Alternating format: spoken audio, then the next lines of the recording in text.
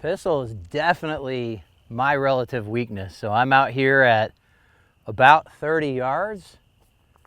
I need to spend way more time out here than I do.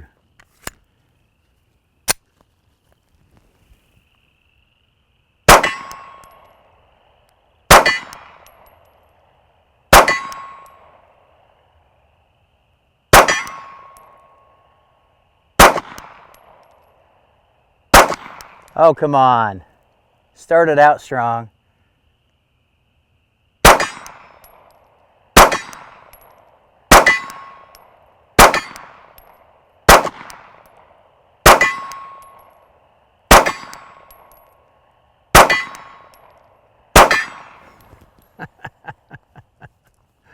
That's pretty cool.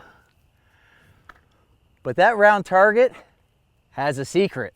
The secret will reveal itself as I get closer to it, because that round target is actually an oval. But when it's angled forward like it is in this base, it looks round from the shooter's perspective. This is the new Evil Roy target from shootsteel.com. It's got this target face as well as a mini silhouette. It is a really cool system designed for military, law enforcement, and enthusiast shooters. I've been putting quite a few rounds on it already, and I think it's the best thing that shootsteel.com has come up with. And that's why it's what's coming up next on Twang and Bang.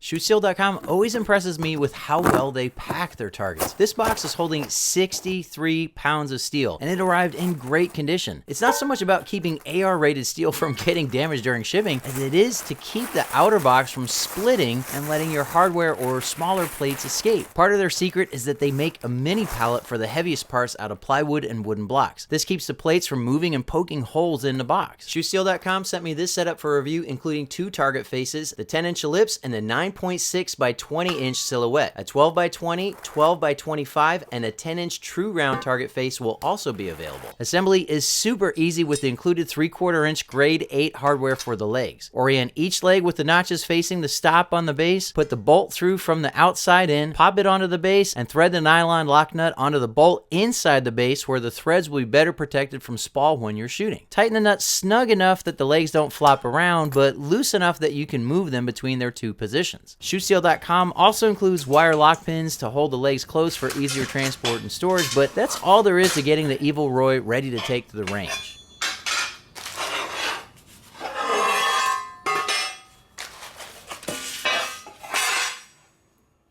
So these pins make this really easy to carry, transport in the field, but they're going to get shot up really fast if you use them to hold the legs open, and you don't really need to do that. So I'm just going to pull all these out. It's a really tall base because the idea is it will give you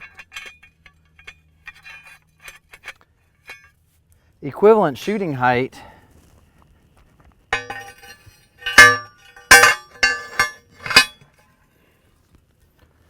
to your basic E-type on a pistol range target holder.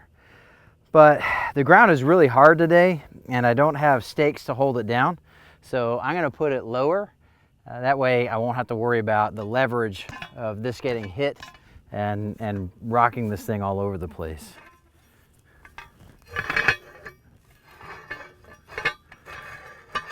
And you can see even in its most upright position, the target face is angled slightly.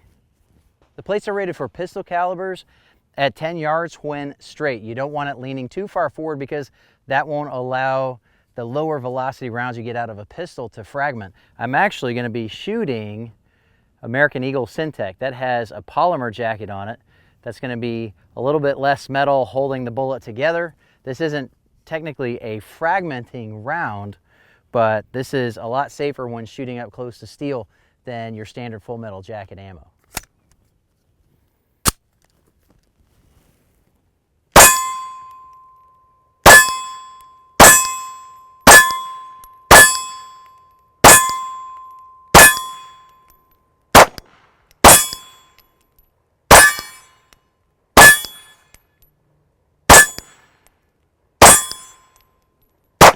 Come on. No worries.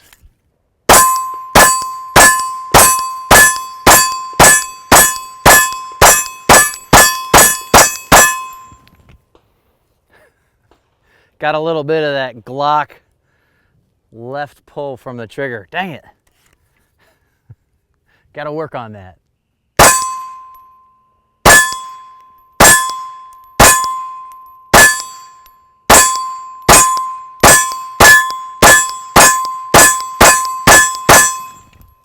That's better.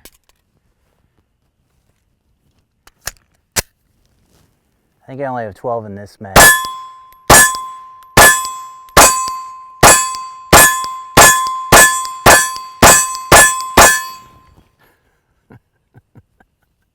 That works.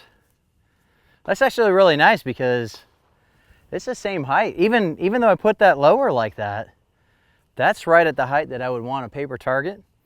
And all I have to do is put a coat of paint over it and I'm good to go. I don't have to keep swapping out cardboard, swapping out paper targets on top of that or pasting, just a coat of paint. So this is also rated for 5.56 at 30 yards if we have this angled. And so all I'm going to do is pull this pin. At each level you can see that has two holes. Those are the two positions for this locking pin.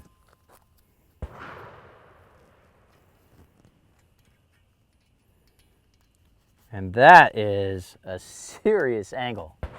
Let's see what that looks like downrange. Oh, that looks pretty good. That's still a really good target face. I'm way back here at about 30-35 yards. Yeah. That's plenty of target for shooting a carbine at this distance. That's all I'm going to want. I don't want anything really bigger than that. American flag mag! Yeah!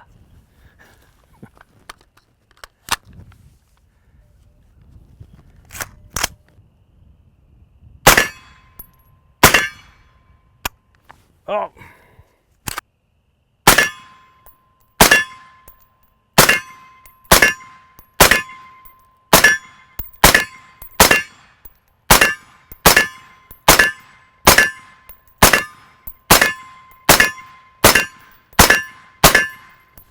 Nice. And what's really nice is I actually could hear a ring. I was getting good feedback, almost like a pistol target. That's pretty good. ShootSteel.com makes a short-range rifle target, which I've featured here on the channel before. The biggest request from purchasers is more audible feedback, which is tough to allow without allowing movement that results in faster wear of the target. Well, the Evil Roy gives both visible feedback with that rocking, plus a nice ring I can hear with my electronic ear pro for every hit. This means you don't have to keep repainting the target to see your hits if you're doing an especially high round count training session or cycling multiple shooters through a target scenario. That's the way it should go. For 20 rounds. All right, let's see what that surface looks like. All right, so I gave this a fresh coat of paint, and that's because lead will layer on the target face and it makes it look like target damage. But that is really pristine. All the marks that I see, those are not damage to the steel. That is copper jacketing, wet paint, and lead that's fused to the outside. I bet I could take a putty knife and scrape those right off. None of those are in the steel. And that's actually after 80 rounds, because I had a mag of 20 that I didn't get on camera. That was operator error on the cameras.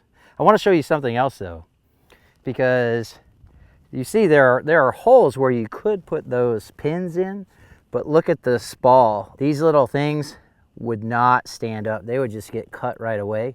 That's why you just don't want to be using those. There's no point to it. You saw, like, there's no support here on this. I don't have it staked in. This is on hard ground. And so far, I've had no problems with this thing being tippy at all. I was kind of worried about that actually, but it's fine. These guys put a lot of testing into all of their targets before they send them to a guy like me for sure.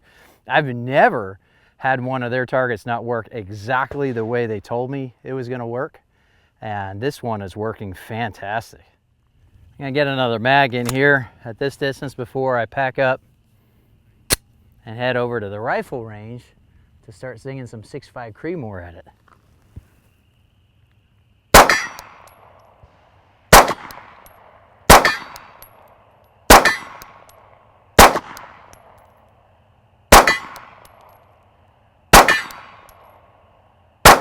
Come on. All right, slow down.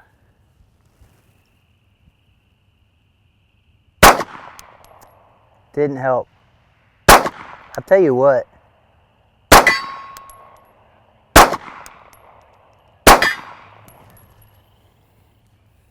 It doesn't help that I can't focus on the front sight anymore with my contacts in.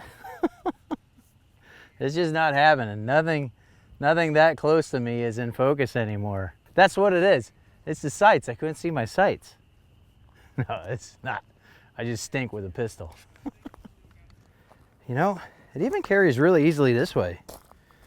Like, I've got the legs tight so they're not wobbly. I don't have those pins in. I'm not even sure I'm gonna put those pins back in. I think I'm just gonna leave it like this. I don't think that's gonna be a problem being portable like this. Those pins are definitely optional. These targets are rated for 308-ish, starting at 100 yards as long as the target is angled. And right now I've got it in the highest position, and it's really angled far.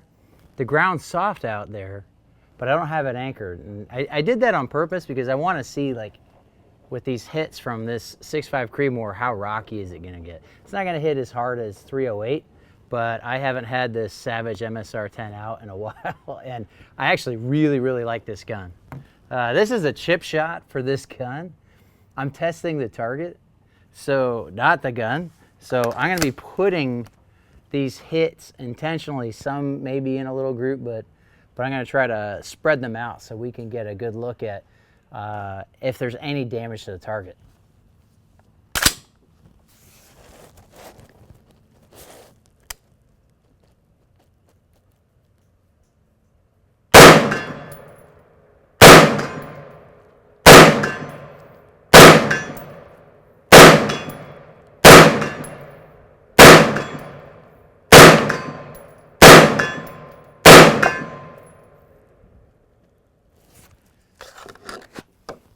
I'm gonna do another 10 rounds and see what we get after this. So again, I'm getting a really nice ring out of the target, and it's moving, but it doesn't look unstable. I'm gonna try to shoot a little higher on it this time, see what we get. Ooh.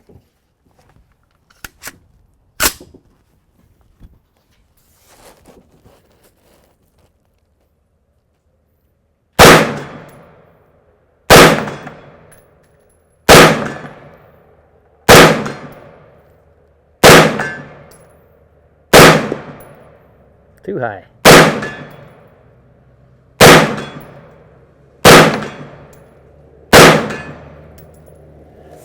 That's as much as I'm going to be able to do force-wise with a 6.5 Creed, and I don't have it staked down. It's in the position that it's at its least stable, and it took it all like a champ. I bet the surface of the target's going to look fine, but let's head down range and take a look. So the last hits that I did were up high, and they actually brushed off some of the material that was stuck on the target. And there's nothing. There's nothing. It's fine. You can kind of see it sticking on the raised areas where there's still copper and lead from the 5.56. But there's no damage to that. When we paint that up, you won't even be able to see that. This target is a real winner. And you know, like I said, this is way too close for what I would do with that rifle, but I wanted to get it out and give it a little bit of walk today. And 100 yards with this is going to be fine with a 308 6.5 Creedmoor, and certainly it'll be fine when you get it out farther. You're still going to get a very nice ring like from a loose steel target. And the other thing about this is, you know, these targets are double faced. Once you wear out one side, you can flip it around and double your shooting. And there you go. There's even more gunk that's ending up on the frame itself. But all this stuff, all the parts are replaceable. You can get them from shootsteel.com if you were to ever cut anything bad enough that it would need to get replacing, but you'd have to put a lot of rounds before that would happen. But yeah, all that hardware is grade 8 hardware hardened, so that it's kind of like, it's hard like the target faces themselves, and that's going to hold up to that. It already is really well. You can just kind of see the edge getting chewed up on that bolt, but I'll only have to back that off if it gets bent or something like that. But this target is in great shape and is so versatile. I really like it.